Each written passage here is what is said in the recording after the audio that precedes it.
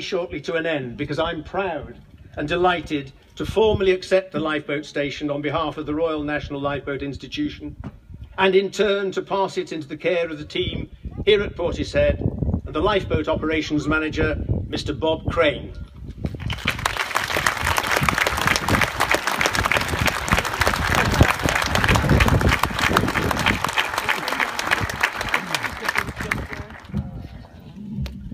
Distinguished guests, ladies and gentlemen, part of my job is to authorise the launch of the lifeboat when requested, send messages via pages to the volunteers asking them to get down here as quickly as possible and get kitted up.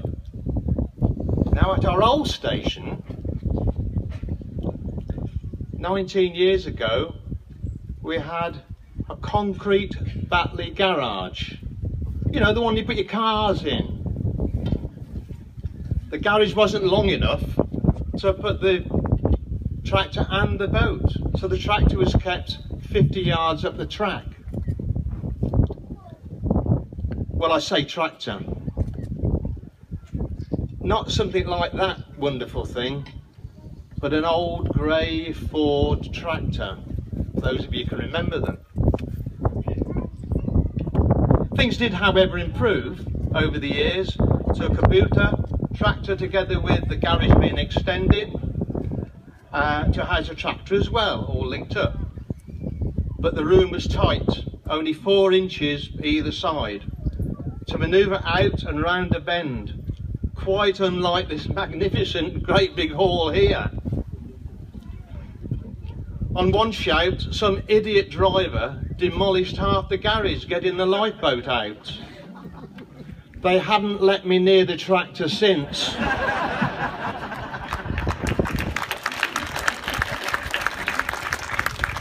But we got to the casualties and saved them. Our dry suits were stored at the back of a wet coal garage. Not like here.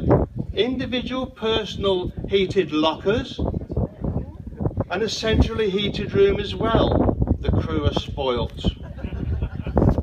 Do you think I used to, and still do, send out our crews in an open boat, middle of winter, in sometimes appalling conditions, while I stay in the dry and warm? I'm not daft. With age comes wisdom.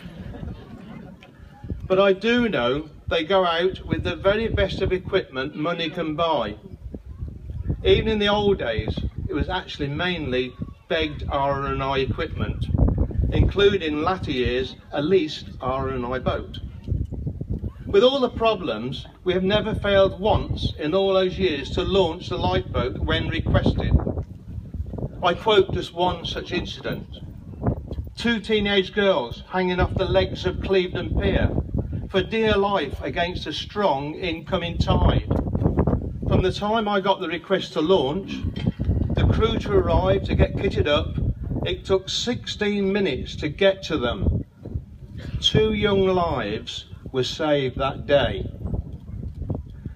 In those years, even with such poor lifeboat conditions, we still, as been mentioned already, launched 381 times, saved 14 lives, and assisted 483 people, including a one-armed jet skier who hailed from London, when after 6 hours of searching for him, we found him in the dark up the River Usk. He said to the crew he thought he was on a lake and wondered where all the water had gone to. Absolutely true. I do sincerely put all this effort down to a truly magnificent crew.